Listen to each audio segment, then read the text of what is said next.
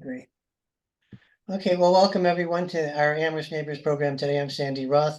I'm also on the program committee with Larry. I'd add one thing to what Larry said is today is a 2-for-1 because we have both the first Thursday program where we try and pick a topic of special interest to our members. But we also have a local author series. And our speaker today, Aaron Berman, is a local author. He's also a member of Amherst Neighbors, and we're just thrilled to have him here today. I got a little bit about a little background is I asked Aaron how long he's been at Hampshire College. He didn't quite know, so I'm estimating about 40 years, so it's a long time to be there. He spent 11 years. He served as Dean of Faculty and Vice President for Academic Affairs at Hampshire College. And the talk that he's giving today is a chapter from his book. The chapter is called The First American Debate Between Zionists and Arab Nationalists, 1929. And this is going to be what he called a deep historical background to events that are going on today. And the format for the presentation will be that Aaron will talk a little bit, give some background. Then he will read a section from his chapter. Then he will talk a little bit more and read another section. And then when he's all done, he'll let us know. And then we will open it up to questions and answers. There's a chat box that you can feel free to send me a chat and I will record your question. And so when he's done, we'll have and I will call on people to have questions at the end. At the end, there'll be a quick survey when you log off to give a survey for your response to the program, and we'd appreciate your feedback. And with that, I will turn it over to Aaron. Thank you. And I wanted to thank Sandy and Larry and Amherst Neighbors for hosting this, and you all for attending. Palestine, Israel is always a fraught topic, and particularly at a moment like this. And so for many years at Hampshire, I taught a course that was on the history of Zionism and Palestinian nationalism, both nationalisms. And I would start each course on, saying a couple of things. One was that I understand this is an emotional issue for lots of people, and emotion is fine, and it's an issue people disagree on. I have a thick skin. The only thing I really ask is, mutual respect. The other thing I always would say, and say here too, is definitely if I had a semester or a couple of hours talking about the subject, if I do my job right, I'm going to make everyone in the room or everyone on the Zoom uncomfortable. This is a shorter thing, so maybe I won't succeed. But I think if you study this, you don't get uncomfortable, there's maybe something you should think about. Sandy was saying, I was trained as an American historian. I actually did my undergraduate work at Hampshire and then went to Columbia. I was trained as an American historian, but did a secondary field in modern Jewish history. And my dissertation was on American Zionism and the Holocaust, which also became my first book, published by Wayne State University Press, American Zionism and the Holocaust, 1933 to 1948. And then at Hampshire, I started teaching a course just on the history of Zionism. But over time, I came to feel that, it was actually intellectually wrong and maybe dishonest to just teach one narrative in this history. And I felt I needed to also teach the Palestinian nationalist narrative and the Palestinian history that goes along with this. And I started doing lots and lots of reading and became really fascinated not only with Palestinian nationalism, but with Arab nationalism and Ottoman history. I had the academic equivalent of a midlife crisis, which is if I had to do all over again, I'd do a PhD in Ottoman history. And, I had this fantasy PhD I was going to do, but that dissertation topic. But then it also occurred to me that there wasn't a lot at that point written on the United States and Arab nationalism. And when I started the research on the book, I thought what it was going to be about was about American responses to Arab nationalism. But then I discovered that there actually were a number of Americans who participated in the formation of the Arab nationalist movement and the Arab nationalist ideology. And so, my second book, as the announcement is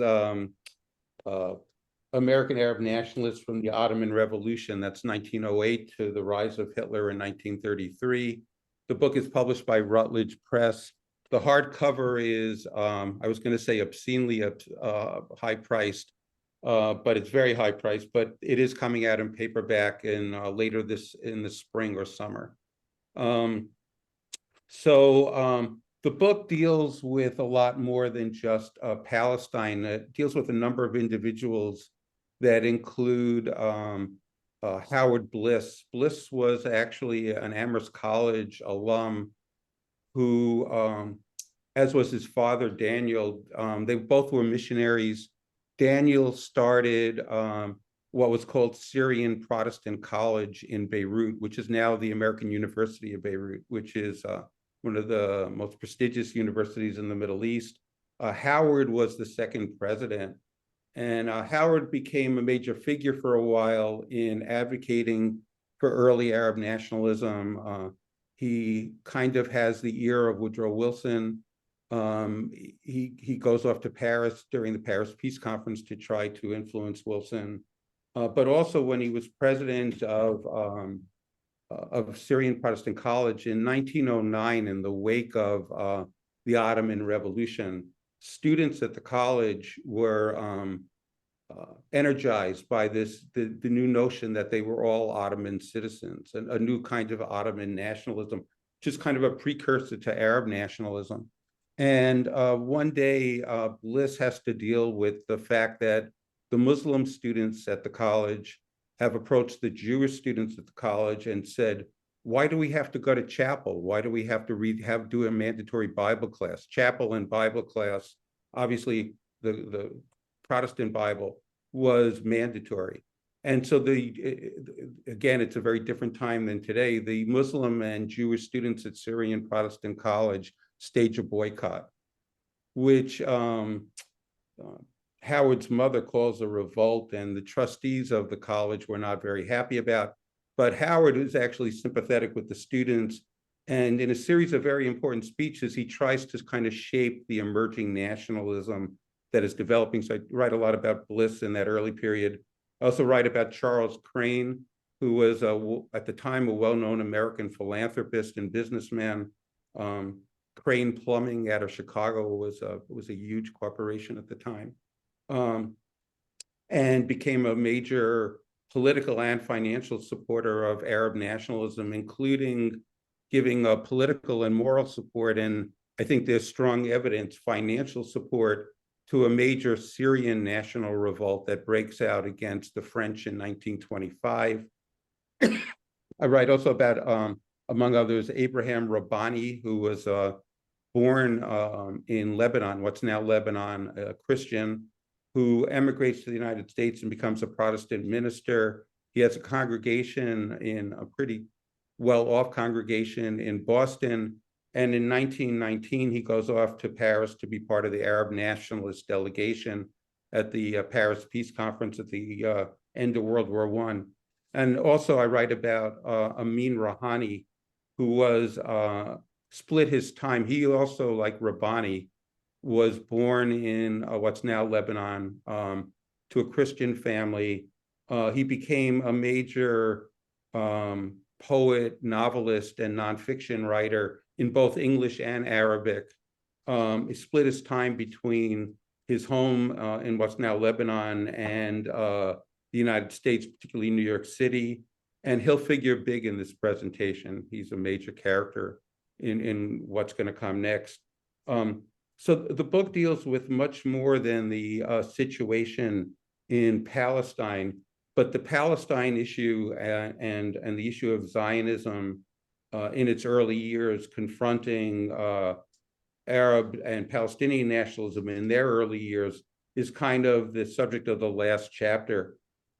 And just to kind of quickly say what happened and then provide some historical background. At the end of August 1929, a group of Palestinian Arabs attacked a gathering of Jews gathered at the Western Wall, what you sometimes call the Wailing Wall in Jerusalem. The wall, of course, is kind of part of what Jews call the Temple Mount, what Muslims call the Haram al-Sharif. This is a spot that's holy to both people. It might seem like this is a religious conflict, the violence that breaks out at the wall, but already by 1929, the wall and the Haram and the Temple Mount had become national symbols to the developing nationalist movements in both for both Jews and for Palestinian Arabs. The violence that breaks out in Jerusalem spreads throughout Palestine, including the small town or city of Hebron, or Hebron in English is how you pronounce it. But in Hebron, there's something that comes to be called the Hebron Massacre of Jewish inhabitants of Hebron. It took the British military, the British controlled Palestine at this point, which I'll briefly mention later. But the British, it takes the British about a week to put down the violence. At the end of that week, the figures are not exact, but at least 113 Jews were killed in the violence, at least 116 Palestinian Arabs, and many, many more wounded.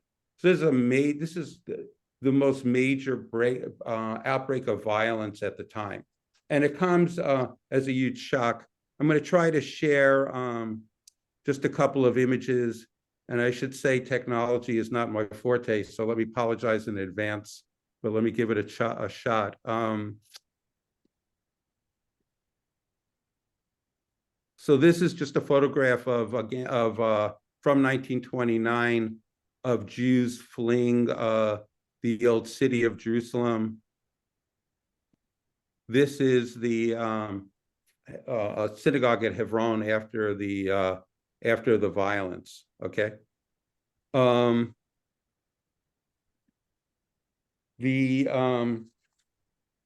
the background to 1929, Zionist settlement of Palestine. There always was a small indigenous Jewish population of Palestine, Mizrahi or Sephardic, some Ashkenazi Jews. They were living there, some because they'd always lived there, some for religious reasons. They were not a nationalist movement. In greatest numbers, if you know the geography of the area, they were in greatest numbers in Jerusalem and the city of Tzfat, or Safed as it would be written in English. The small-scale Zionist settlement begins really in the 1880s, and Theodor Herzl really comes on the scene in the 1890s. The first Zionist Congress is held in 1897. This is very small-scale immigration. Palestine at this point is part of the Ottoman Empire. The Ottoman authorities are tolerant of Jewish immigration into Zionist immigration into Palestine. They're not particularly worried about it. They're actually technically Zionist settlers who wanted to go to Palestine had to enter essentially as tourists. And the process was they would surrender their passport when they arrived, and they would get a red card from the Ottoman authorities. And technically, you were allowed in for a period of time. The only thing is everyone knew that no one was ever going to come looking for you, that this was a process of essentially permanent emigration. If you looked at the American Zionist movement was very small at this point, but when I was doing my research, you can look at the Maccabean, which was the most important American Zionist periodical of the time. They give instructions of how to do this, of how to go there, get a red card, and then just forget about it. All that changes in World War One. During World War One, as a lot of you might know, the British make all sorts of conflicting promises about the Middle East and about Palestine. They promise a prominent family in the Hijaz, part of what's now Saudi Arabia, that in exchange for a revolt, an Arab revolt against the British, the British would agree to the creation of a large Arab nation, which, if you read the correspondence, someone reading Arabic would conclude that this nation included Palestine. In 1917, in November of 1917, the British also promised Palestine to the Jews. In the very famous Balfour Declaration, the British say His Majesty's government views with favor the creation of a Jewish national home in Palestine.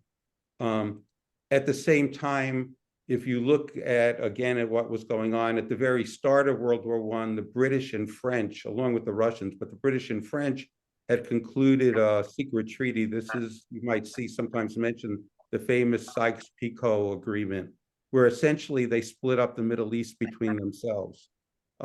If you know a little bit about the history of World War I, it was a bloodbath and had turned into a war of attrition. The British were desperate for bodies wherever those bodies might be, and support wherever that support would be. When I teach this stuff, I always tell my students, if the British thought that promising you Palestine would help them out, they would have promised it to you too. These were all, the British were aware they were making conflicting promises.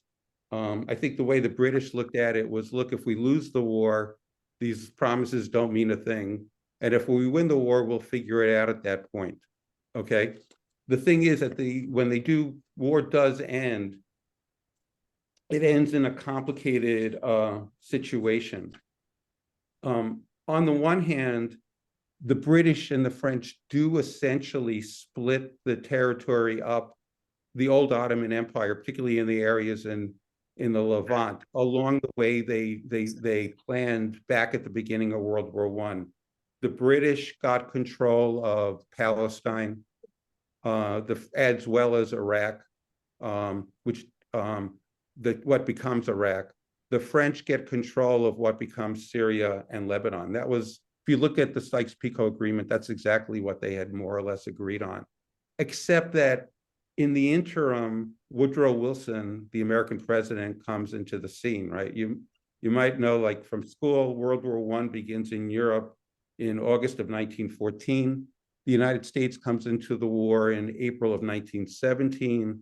Wilson, there's a lot of negative stuff I could say about Wilson, but in his favor, I would say that Wilson took very seriously that he was sending American young men off to die. And for Wilson, this had to be something more than simply British European imperialism.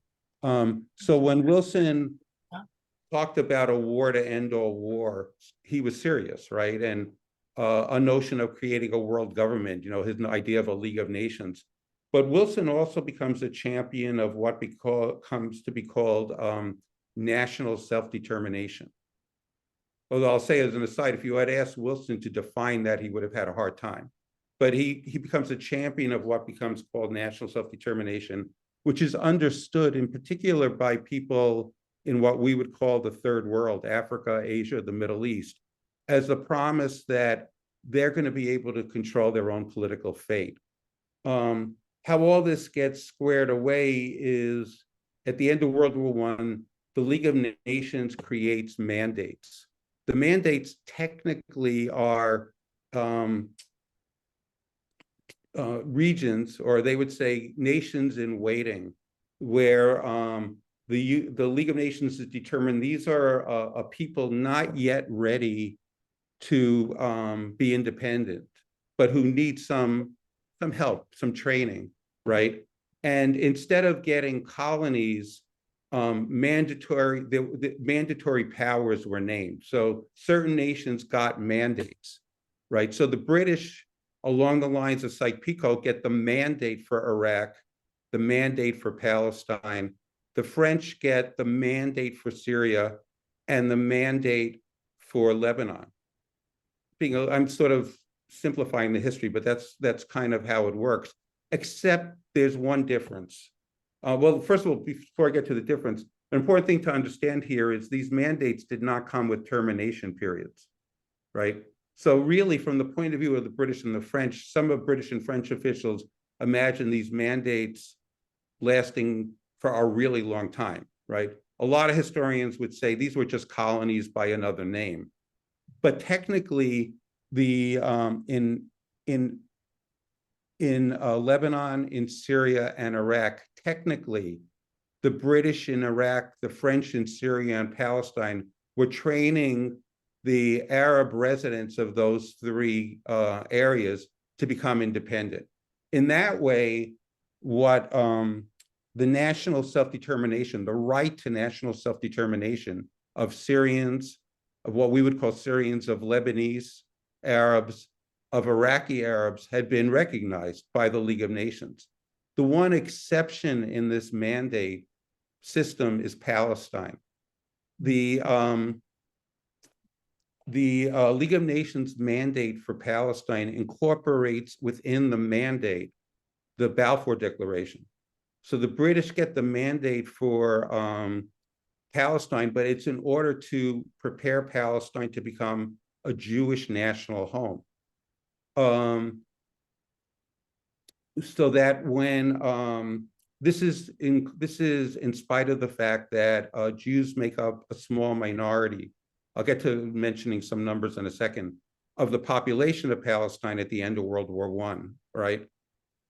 So, and it's actually, if you look at the Balfour Declaration, the Palestinian Arab majority of Palestine is termed in the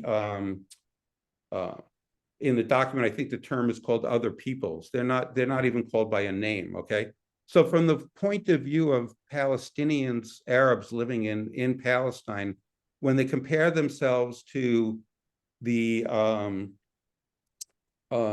to their neighbors and sometimes members of extended families in places like Damascus or Beirut or even in Baghdad, for Palestinian Arabs, they're sitting in a place where their national self-determination, their right, even though they're the majority, has not been recognized, and where the territory they're living on is slated to become the national home of another people. But still, in this period of time, things don't blow up right away, because Zionist immigration to Palestine is very slow. The Zionist movement at the time actually believes that time is on their side, right? And they're really interested in very carefully developing the land. And also, if you know about the history of Zionism, they really see this as a project of creating a new type of Jew. So they really believe that it takes a special type of person to come to Palestine and endure the hardships they're going to endure. So they're not looking to bring hundreds of thousands of people to Palestine all at once. So the numbers don't change very much. But just to give you one sense of numbers, in 1922, the population of Palestine was 700,000. As they say in Hebrew, pachot yoter, more or less, okay? Or less or more. But of that 700,000, 11% were Jews, okay? At that time, in the 1920s, not many people recognized that they're sitting on a powder keg, on a powder keg, on explosives that are about ready to blow up. One of the few people actually who kind of sensed that this was an experiment that was going to go wrong was a young American woman. Just want to quickly show her picture and talk about her a little bit. Elizabeth Teitzel was how that happened. Hold on, give me a chance. Yeah, Elizabeth Teitzel was an American Christian woman. In 1922, she was in her early 30s.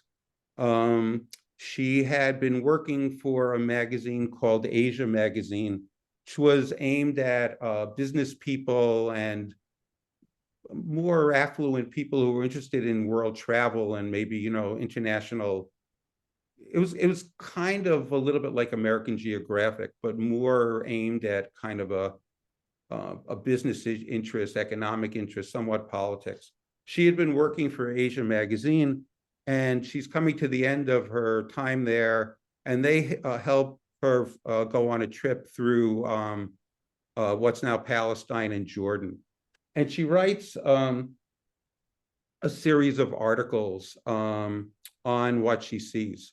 And her articles on traveling in Jordan are, you know, they're very well written. She was very smart. But they're, you know, they're kind of standard travel literature at the time. You know, if you had $1 for every American publication of this period that described a Bedouin feast, you could retire at a very early age, okay? But when she gets to Palestine, when I read the article she had published in 1923, I nearly fell off my seat, out of my seat. She sees things that simply no one else sees. She looks around and again, I just want, this is the first section of the book. I just want to read a little bit about Teitzel. And this might screw up the lighting a little bit, which I apologize for. A rare capacity for empathizing with Zionists and Palestinians, as well as an astonishing ability to predict the future, distinguish Teitzel's reporting. She stands in sharp contrast to Lowell Thomas, whose exaggerated accounts of Lawrence of Arabia and his sidekick Faisal were widely popular at the time. During her travels in Palestine, Teitzel came to see Arabs and Jews as human beings, with admirable strengths and worrisome weaknesses. However, she feared that these two people, bound by a common humanity, had little chance of ever being able to coexist. In one of the first paragraphs of her article, Teitzel neatly summarized the essential nature of the tragedy beginning to unfold in Palestine. Quote, "The Jews," she wrote, quote, "have made themselves at home in Palestine, and they take on an air of glad proprietorship that to one who knows their history is very touching," end quote. Zionist idealists were engaging in the exciting work of creating a, quote, "new Jewish culture and a new Jewish civilization." The response of Palestine's Arab population to all this was simply, quote, "This is my home." For them, Teitzel observed, the Balfour Declaration was, quote, "just a new bit of Western impudence." The British had no right to promise Palestine to the Zionists, a pledge which violated Wilsonian principles and betrayed the British promises made to Hussein and Faisal prior to the outbreak of the Arab Revolt. That's what Teitzel's hearing. Palestine, Teitzel quipped, had become the two TOO, promised land, which is the title of her article.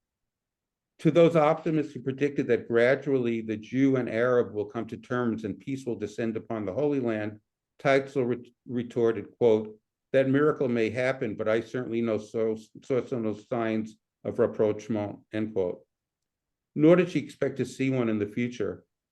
Living in close proximity to each other intensified rather than diminished mistrust.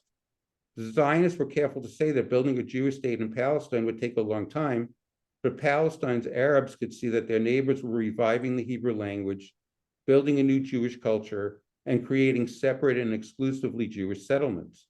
Given Palestine's limited resources, the Arab majority naturally concluded that the success of the Zionists could only come at their own expense.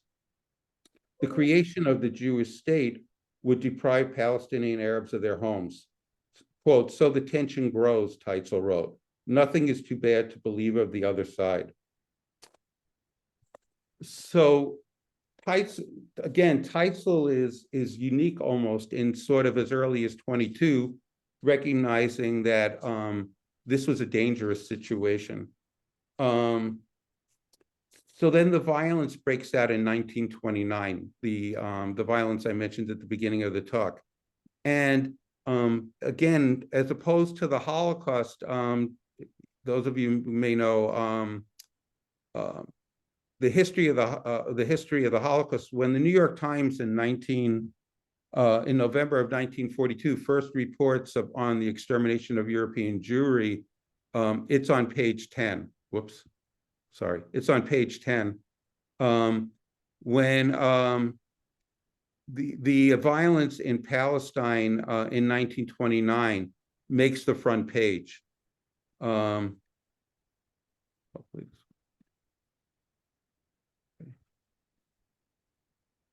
this is the New York Times from August 25th, 1929. So it's the first page in the left hand above the fold. This is 2 days later. It's really got the lead story. So this violence is very well publicized in 1929. And for the first time in the United States, you see American Zionists and American Arab Nationalist communities organizing in support of their positions. And at the forefront of this is the poet and writer Ameen Rihani, who in 1929 was 53 years old. Quickly.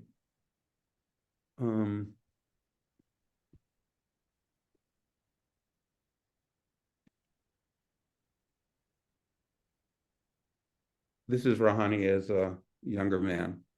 That's still Elizabeth Titzel. That's still okay. Sorry about that. That's what I'm seeing. Yeah. Okay, I'm not going to bother, but I'll. Okay. So Rouhani was quite well known in the United States and very well connected. His writing was widely published. He had one of the first American Arab novels written in English. And Rouhani is well connected to the American elite. He's also apparently very charming. You can read that in just the literature. People just like him. And Rouhani organizes a delegation to see the Secretary of State at the time, Henry Stimson. They asked Stimson to do what he can to withdraw the Balfour Declaration and halt Jewish immigration to Palestine. But they also try to make it clear to Stimson that what's going on in Palestine, the violence in 1929, is not a religious war, and it's not some ancient conflict between people who have been at each other's throats for centuries. They're really saying, look, this is a political struggle that's recent in origin, okay? They're also at this time using the word disturbance, not riot, right? They're saying this is really a political phenomenon. Stimson hears them out. He's polite, but nothing happens. So the debate really moves to the public sphere. Rouhani writes 2 articles, one in the New York Times and one in Nation magazine, where he makes the several points in these articles. One is that he says this is not a riot or a disorder; it's an uprising, right? It's a national, it's a nationalist uprising. It's a political event. Also, in a lot of ways, the position he takes on Zionism mirrors that of classical Reform Judaism. Those of you may know that in classical Reform Judaism, Judaism was seen as, first of all, a religion, not a nationality. And as opposed to a more Orthodox Judaism, which doesn't use the term diaspora, they would use the Hebrew word galut, which means exile. Classical Reform Judaism, in a sense, embraces the diaspora. It sort of argues that the mission of the special mission of the Jews is to spread the universal nature of monotheism, right? And to do that, being spread out is an asset, not a punishment. So Rouhani echoes that. He argues that, look, the Jewish embrace of Zion in classical Judaism, he says, is a spiritual ideal. It's not about a physical location. And he urged Jews to discover that it was, quote, in their power to promote the highest ideal of mankind. They could be the harbinger of universal peace because their allegiance is more to an idea than to a nation. Without a geographical nation themselves, they have the power to help destroy barriers between nations. That's Rouhani's argument. He also went on the talk circuit. There was an organization at the time, I think it might still exist, called the Foreign Policy Association, which again, it was mostly made up of the prosperous elite families in many American cities. They would host luncheons to debate about Palestine. Rouhani was usually the spokesperson for the Arab Nationalist side in this. Zionists, still relatively small Zionist organizations in the United States considered Rouhani to be a threat. They called him, quote, fluent, persuasive, and unscrupulous, okay? So Rouhani, they took very seriously. So again, I just want to read a little bit about, and there'll be plenty of time for questions, read a little bit about the actual debate that breaks out, or form of debate. On October 27th, 1929, the New York Times, displaying a bit of self-interest, ran a story headlined, quote, "Rights in Palestine of Jews Debated." The advertised debate was not an actual face-to-face confrontation, but two essays appearing in the November issue of Current History, a periodical owned and printed by the New York Times Company. Ameen Rihani, described as the, quote, spokesman for the Arab residents in this country, penned one piece.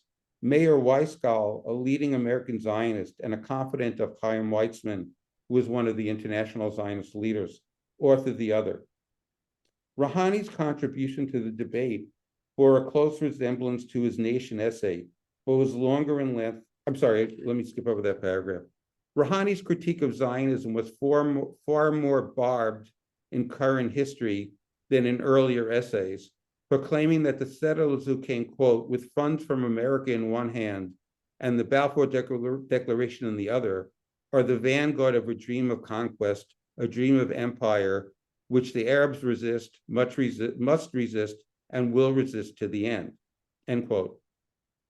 At the same time, he drew a sharp distinction between Zionists who wanted to establish a Jewish state and those who sought to create a cultural and spiritual center in Palestine. He praised the founders of the Hebrew University and the Bezalel Art School, which he argued were the most important achievements in developing a Jewish national home.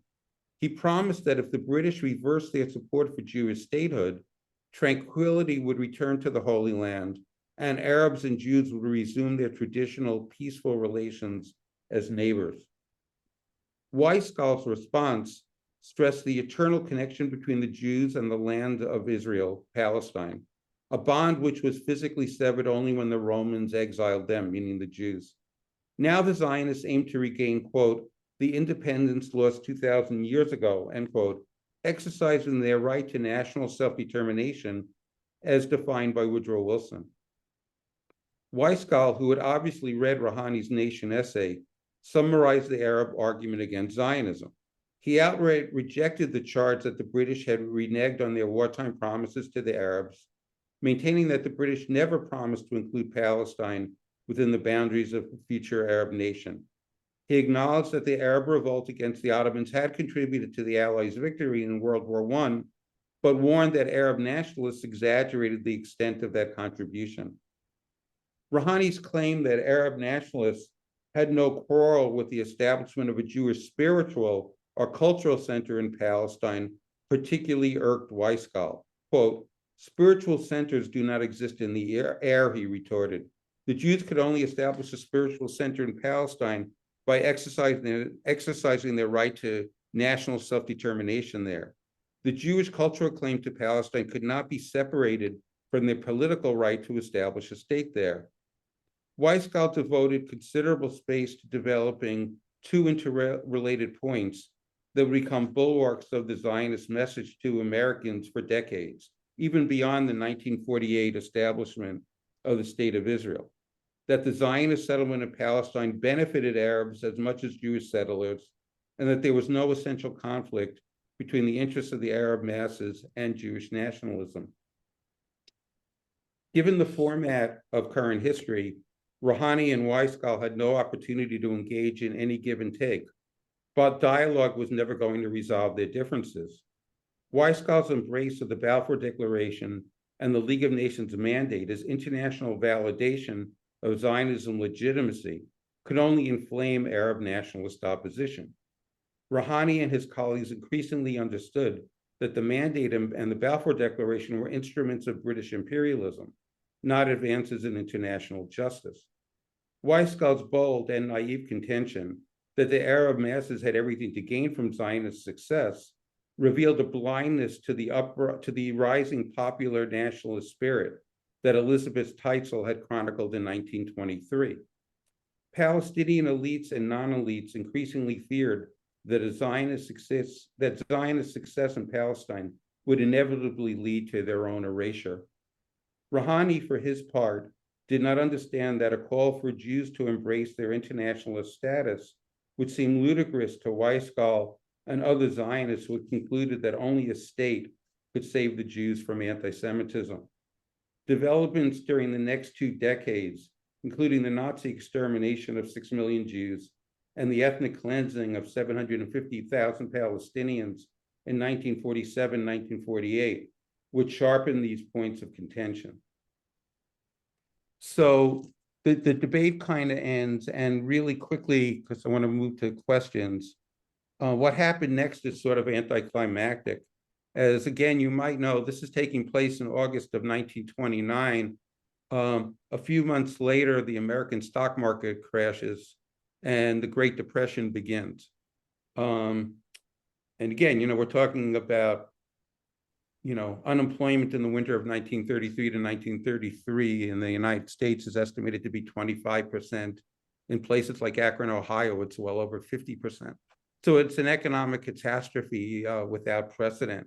The Depression kind of pushes interest in in international affairs far, far, far off the first page and far out of the minds of most Americans.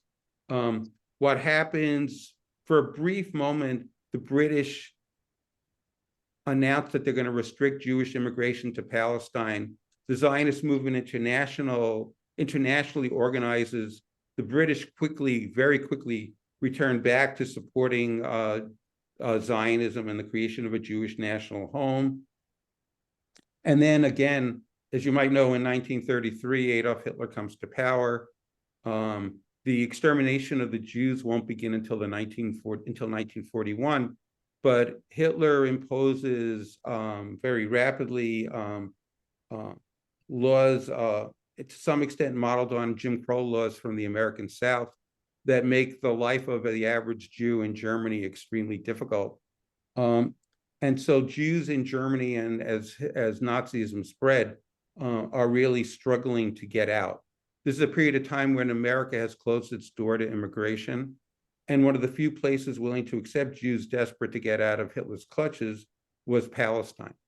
So between 1933 and 1936, the Jewish population of Zionism practically doubles within a really short period of time.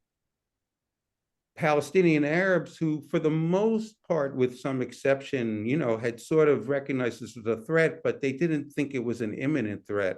Watching this massive increase in Jewish immigration become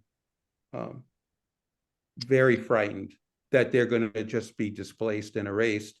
And what's called in the literature the Great Revolt breaks out in 1936. And as I term it, this is the beginning of the modern 100 Years' War in 1936, a conflict which continues today in Gaza. So with that, I thank you for all your patience and happy to take questions or whatever. So Go ahead, Sandy. No, just if someone just wants to ask a question, you can, we can see your face, you can raise your hand, or you can hit the emoji for raising your hand. And someone will call on you. Yeah, we really would appreciate, there's many of you that have your screens turned off, which makes it hard for us to see you. We're really hopeful that you have some thoughts, feelings, ideas that you would like to share or questions to ask. And this is the point at which we'd like your engagement in the presentation.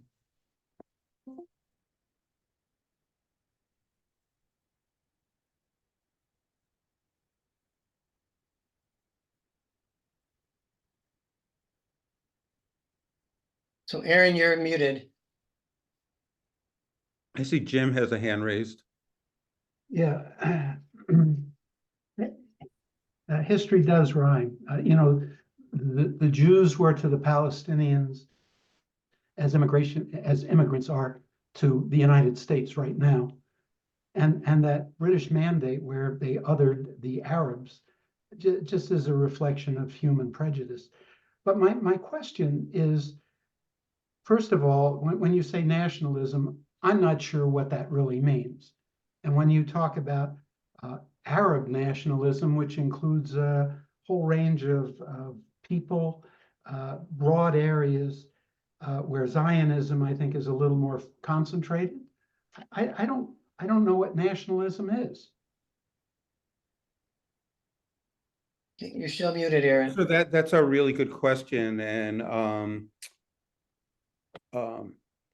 if you lock 3 historians of nationalism in a room, you're going to get 3 different versions of an answer and 3 fistfights. So for me, how I would explain it is nationalism is when a group of people who identify as having some commonality, like you might think of people who will identify themselves as people, believe that they have the right to exercise political sovereignty, right? To sort of say, we are a nation, we have the right to govern ourselves, to decide how we will be governed, the right to defend our borders, to decide who gets in, who becomes a citizen and not. That when you see a sense of peoplehood that then becomes linked to, we have the right of sovereignty, I would argue that's a nationalism. It turns out that when I teach this stuff, I always point out that, first of all, every nationalism is a recent phenomenon of a few hundred years old. 1. 2 is nationalisms always have a story where nationalism can explain why we're a nation, and that nationalisms are always contested, right? The same people can use the same symbols and mean diametrically other things. The example, I used it in class actually on Tuesday, was you can see on YouTube a video of the Ku Klux Klan marching through Washington, D.C. in 1925, carrying American flags, clearly saying, look, America is a white nation, a white Protestant nation. That's what it's about.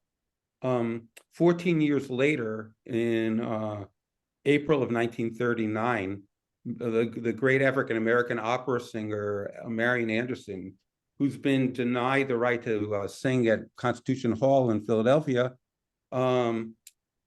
with the help of Eleanor Roosevelt, the wife of the president, and Harold Dickey, Secretary of Interior, sings in front of the national anthem, right? And one of the songs she sings is "My Country, 'Tis of Thee, Sweet Land of Liberty," right? And she's claiming America means something exactly the opposite of what the Ku Klux Klan means. So I always argue that nationalisms are always there's contention, there's conflict over what the nationalism means. And you see this in Zionism and Arab nationalism.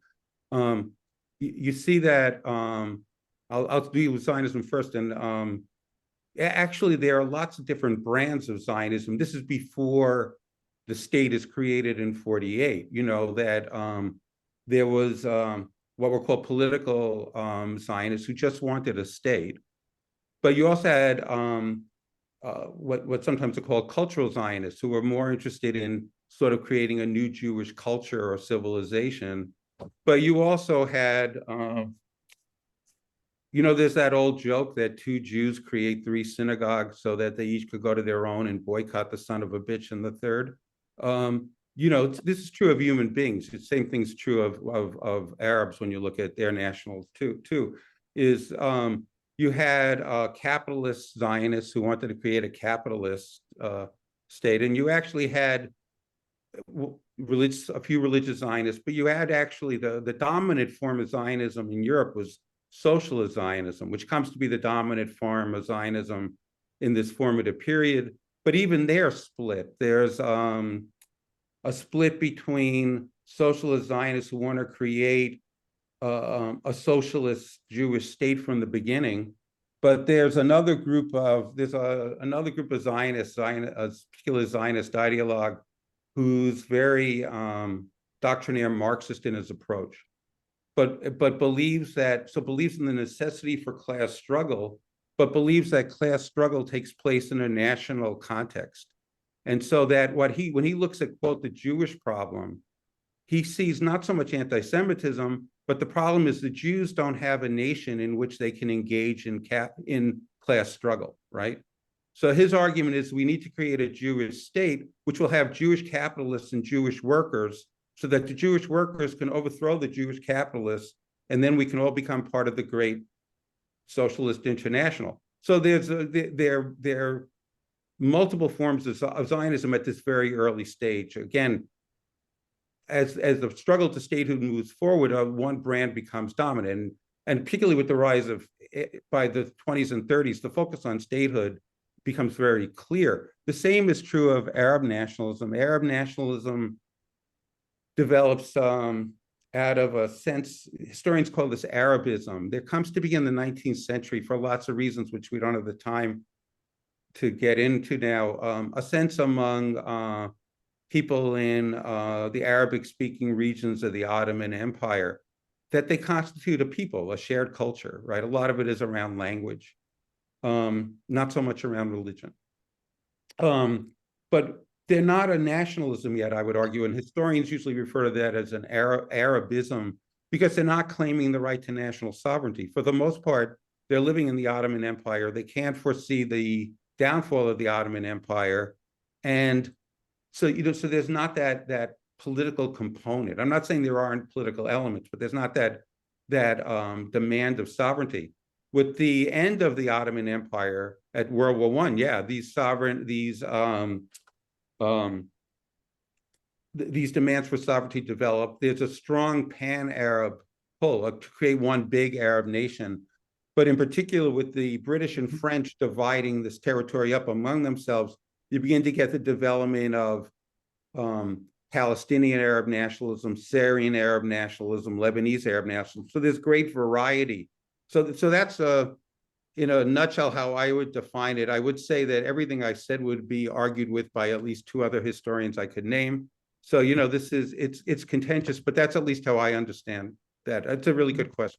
But what you're saying really is there's no hope for this because people are people, and they're going to do the sort of things that we've been talking about over the ages. I don't know. I always, you know, I guess I don't quite accept that. I think people can change, you know, and I think situations can evolve. You know, even I think that it is possible that we're not condemned to endless conflict, that it will involve transformations are you know, is true. I would say a friend of mine who's a historian of South Asian nationalism, we were teaching together once, and she said, you know, it's really hard to be a historian of nationalism and be a nationalist. So I guess I would say I have what might be a naive kind of internationalist perspective on all this. But I definitely think that it's a mistake to fall into that trap that we're just condemned to live this, and because and the media, of course, feeds into this. You know, there's that constant kind of, this is an age-old conflict, you know, that goes back 2,000 years, which is, you know, pardon the expression, just bullshit. You know, it's just not true. Thank you. Anybody else? I do have a question. You mentioned in 1936, there was a revolt that began the 100 Years' War, as you called it. I was just wondering, I wasn't quite clear what that was. Yeah, there's actually a recent book by Palestinian American historian at Columbia, Rashida Khalidi, called The 100 Years' War on Palestine. So, which is a really good book. But I use the term a little differently. I think that if you look at David Ben-Gurion, right, who became the first prime minister of Israel, if you went up to Ben-Gurion in even 1929, I think, but definitely 1923, and you had said to him, if you said, look, in your lifetime, you're going to grow up to be, you're going to end up being the prime minister of a Jewish state in less than 25 years, he would have said you're insane, right? He wasn't looking to statehood that quickly. And also, if you had asked him,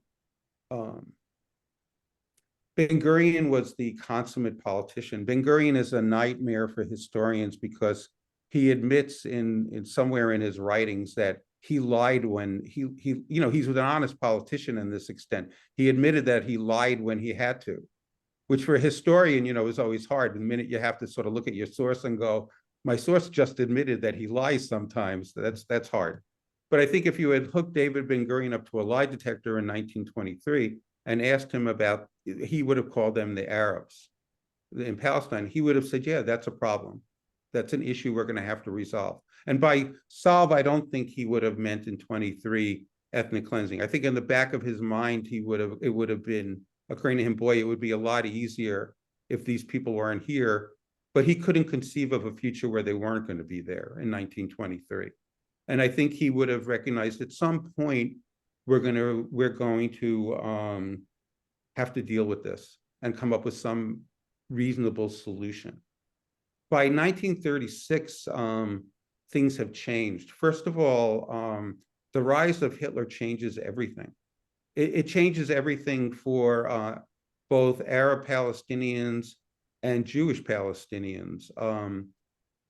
The need to get Jews out of Europe is real. It's not imaginary, it's real. And the Zionists in Palestine take this on as a mission because first of all, it strengthens them, of course, but also in a literal sense, we're talking about these people's relatives who are trying to get out of places like Germany and Poland. But for Palestinian Arabs, it's also dramatic. Just to give you, like, if I could, an example, this is one of those elder moments where the name just went out of my mind, but there was a very well-known Palestinian educator in Jerusalem who was a pioneer in developing progressive education in Palestine. And he also his calling card, this is in a period of time when people of a certain class had a calling card, basically was universalist. Right? That's how he would have described himself before World War I or even immediately after. But he's in Jerusalem in World War I, and the Ottomans were clamping down on Jews and Arabs during World War I in Palestine. And one day, a Zionist, a Jewish Zionist, knocks on the door and says, listen, the Ottomans think I'm a spy for the British. If they get me, they're going to kill me. Please hide me. Right. The Palestinian knows that if he gets caught hiding this guy, he's dead too. Right. But he hides him. He risks his life and he hides him. It turns out that the Ottomans maybe thought this guy was a spy because he actually probably was, but he was not James Bond. He was like maybe the worst spy you could imagine. So he's in hiding, but he's carrying on an affair with another woman. The Ottomans catch both these guys and ship them off to, I think it was Damascus, not Beirut, where they were supposed to be executed. And they just avoid being hanged by sheer dumb luck, right? By 1935, the Palestinian, now watching the Jewish population of Palestine being doubled, almost doubled, describes the refugee ships coming offshore as an invasion, okay? By 1936, he's supporting armed struggle and armed violence against the Zionists and the British. And in 1948, he becomes a refugee, right? So, you know, you kind of see that in the revolt in 36 turns this into a war of survival for both sides. The Zionists and the Palestinians at this point believe they're in a struggle that where the success of one will mean the demise of the other. And we all know that, you know, in wartime, you don't, you know, you look at your enemy as a group that needs to be defeated. And that's how both sides come to see each other. I don't think that changes very much between 1936 and 2024. You know, there's some changes in the details, but certainly since 1967, you know, the struggle today is just really a direct line back to 1936. Yeah, I see someone was, yeah. Yeah, I raised my You're on mute. You want to unmute? I did. Can you hear me? Well, I actually, it was the top right for me. I apologize. I hear you. So I have a question that I just want to make sure I understand. Thank you so much for what you're doing for this talk. I'm trying to be as informed as I can, but I want to make sure I understand what you've said about you mentioned 750,000 Palestinians were the victim of ethnic cleansing. Right. And is your comment that Israel engaged in the ethnic cleansing of 750,000 Palestinians? Yeah, I know that that's really contagious. So let me put it into context. Is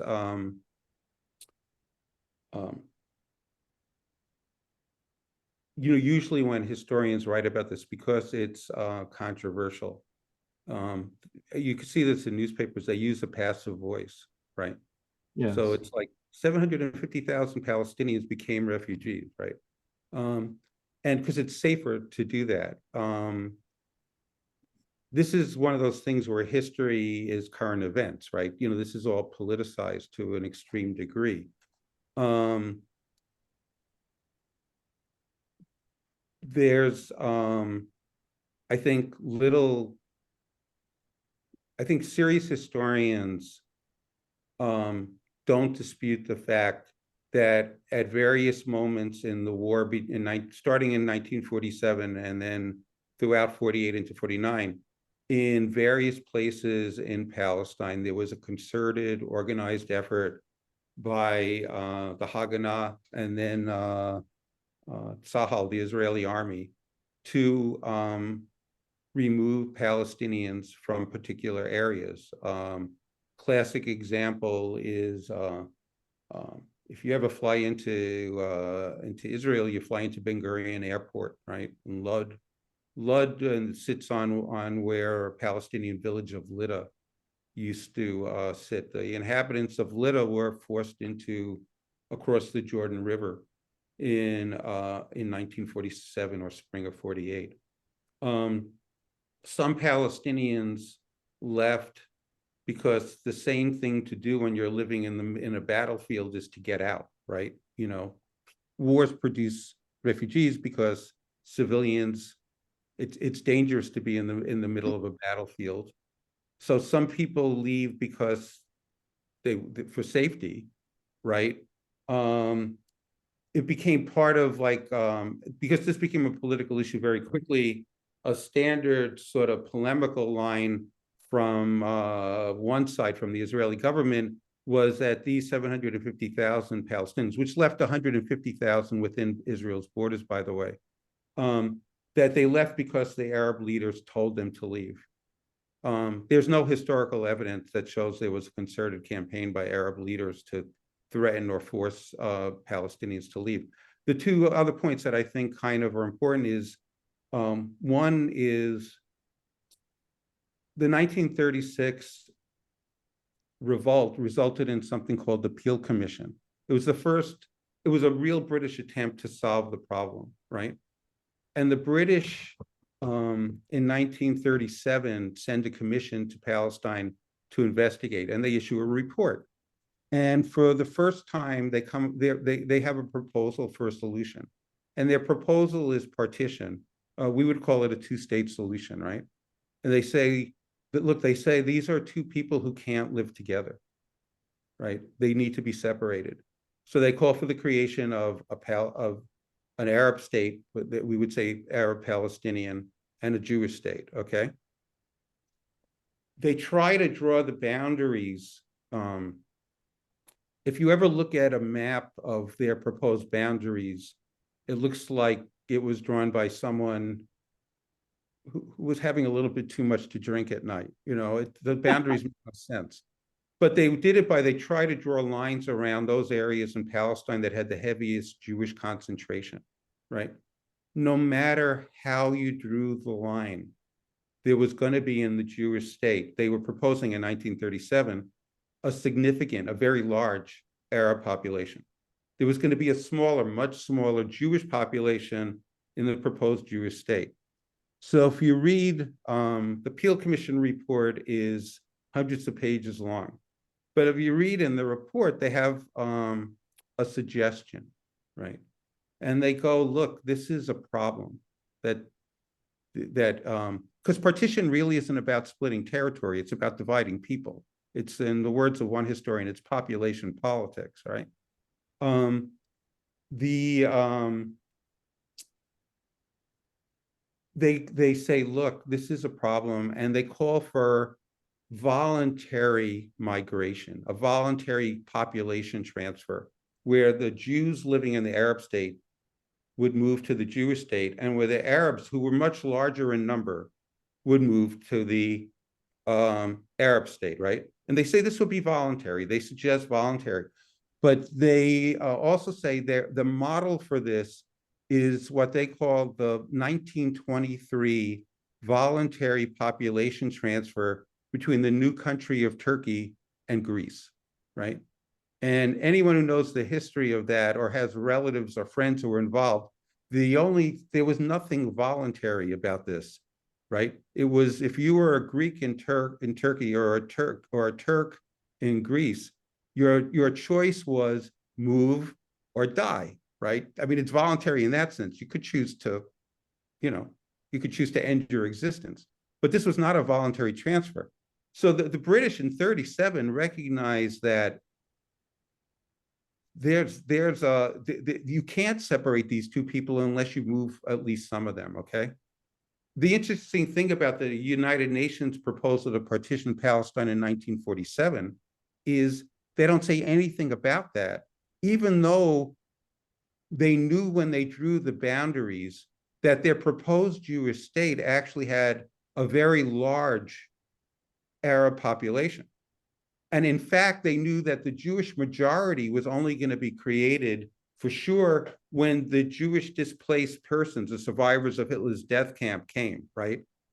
So, this always is, to me as a historian, opens the question of, like, what did the UN think was going to happen, right? Did they think that between 1937 and 1947, that these two people somehow learned to live together in peace and that they're going to all shake hands and agree, yeah, we'll just move, right? Don't worry about it, we'll move.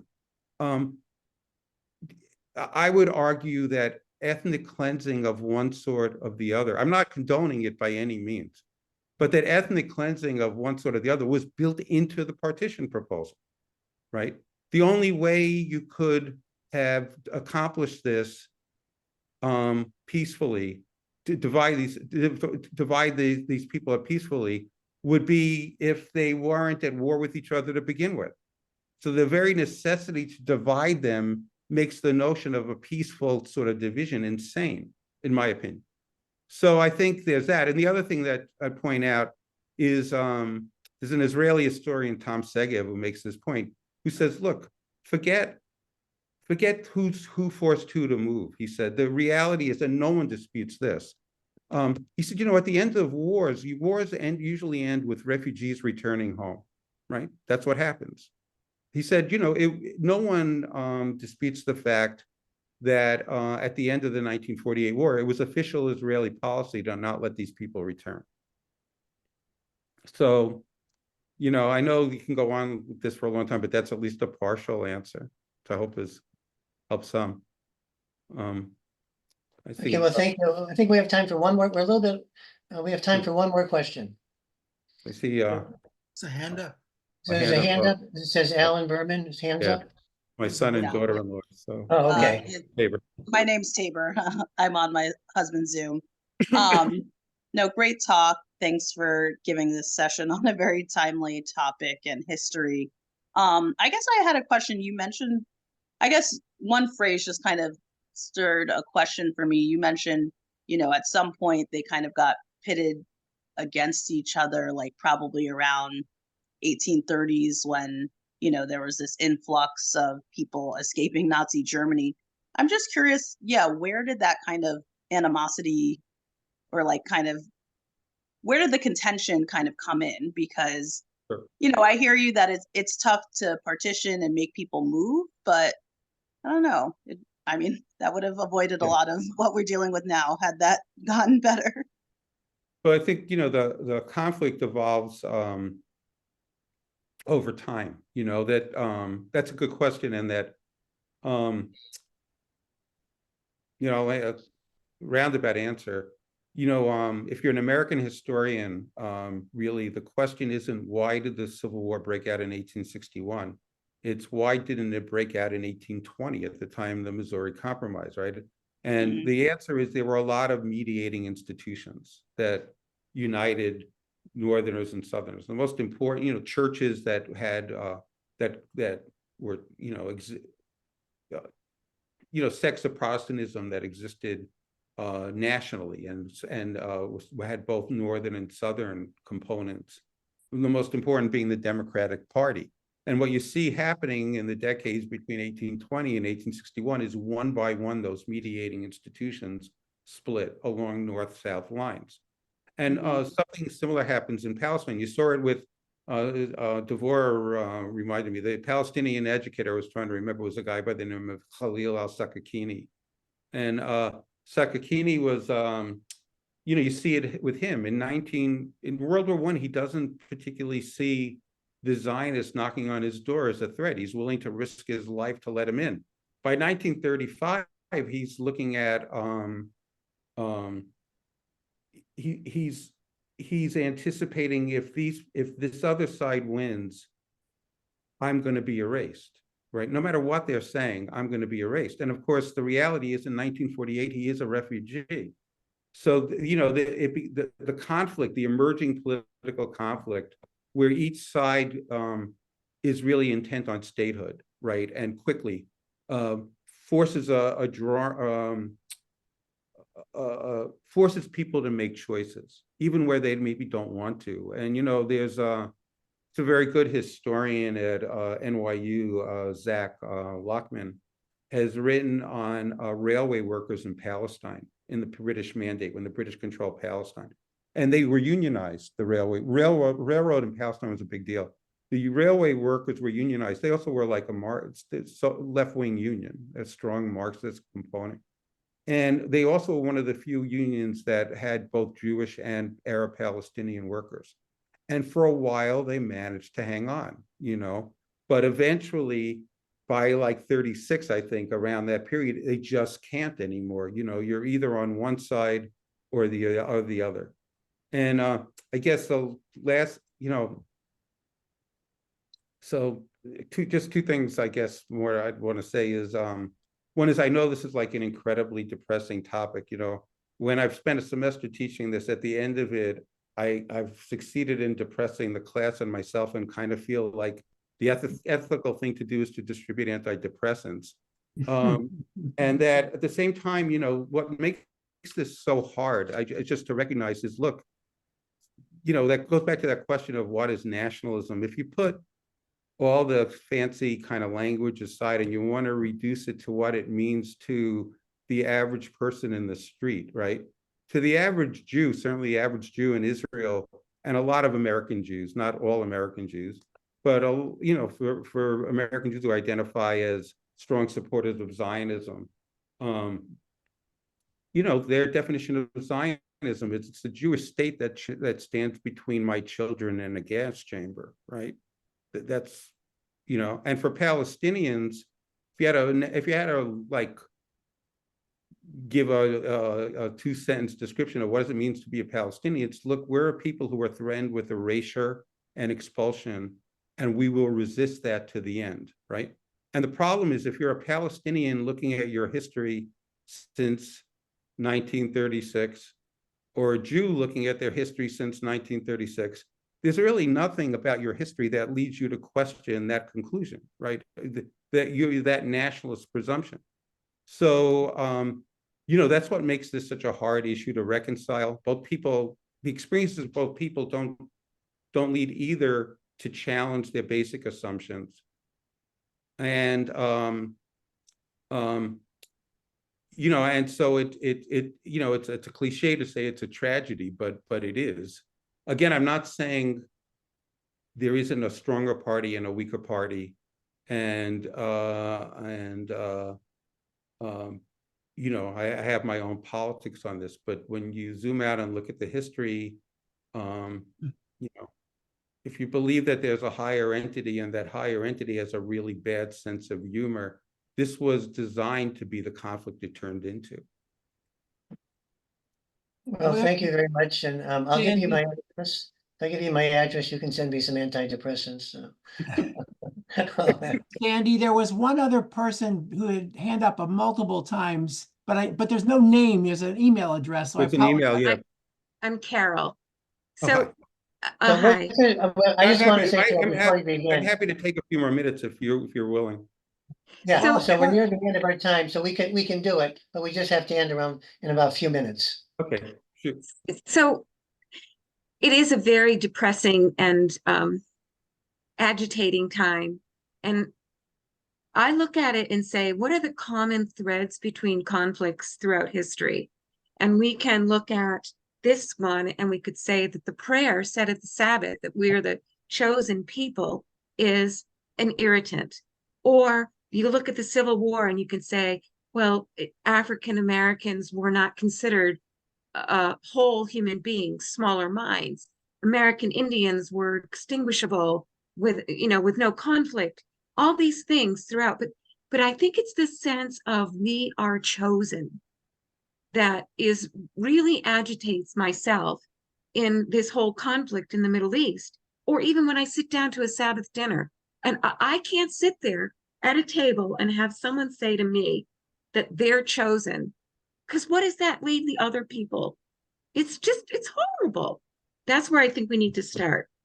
Yeah, I just think it's important to say, chosenness turns out to mean different things to different people at different times. Like, as I mentioned, classic Reform Judaism thought chosen meant chosen to spread the message of universalism, right? That not that we were chosen to be a nation, a powerful nation, separate from all others, but that actually, Reform Judaism said that it's different than Reform Judaism today, I understand, but the Reform Judaism then was saying the essence of Judaism is a universal message. God is one, right?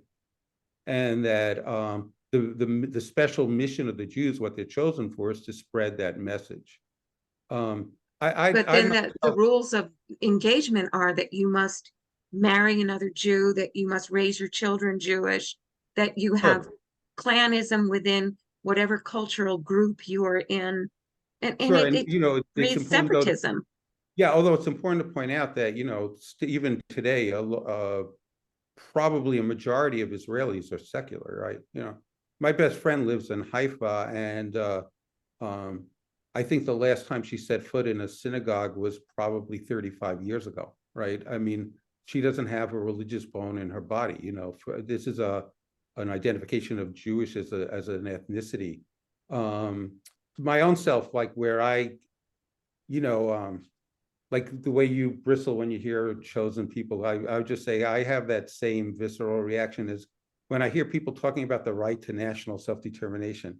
It kind of feel like every nerve in my body sort of tenses, because I go like, do you actually understand what you're saying when you say national self-determination? Right. What are the implications of saying national self-determination? Right. But yeah, but I think that, and I know we have to end. Everyone I know who studies this has their own way of sort of looking at it and being able to wake up in the morning, and mine, which probably tells you more about my psychological state than you want to know, is near the end of his life, Edward Said, the great American Palestinian scholar of English literature, but also wrote a lot on the Middle East and Orientalism. Said was dying of cancer, but as in this long process, he gave a lecture which was then published in England, and it's called the little booklet is called Freud and the Non-Europeans, right? And the non-European, and it's a takeoff on Freud's Moses and monotheism, where Freud argues that Moses was not a Hebrew, Moses was an Egyptian, right? And Said, who's like 20 times smarter than me, he goes through all these acrobatics. Through the lecture. It's really quite interesting. It's not an easy read. But the last few paragraphs, he sort of turns all this into about the modern Middle East. And he says, the fact that like the central figure, if you believe Freud, the central figure in Judaism wasn't Jewish, right? Wasn't a Hebrew, was an Egyptian. Maybe is, a lesson that Palestinians and Israeli Jews who are fated to like live on the same land can reach some kind of common denominator, right? That they have some common humanity. This is my words in reality. And you can return back to Khalil Sakakini opening his door to the Zionist who wants him to hide him. There are people like that today too on both sides, and those are the people I would support, or the groups I would support. So, Well, thank you Thank very you. much. Thank you all. It was Really really appreciate this. wonderful. Thank you. And when you sign off, there's a little survey that you can answer, give us some feedback. And Thank thank you you, all. Aaron. It was wonderful. Thank you. Great job, Aaron. Thank you. Thank you. Great.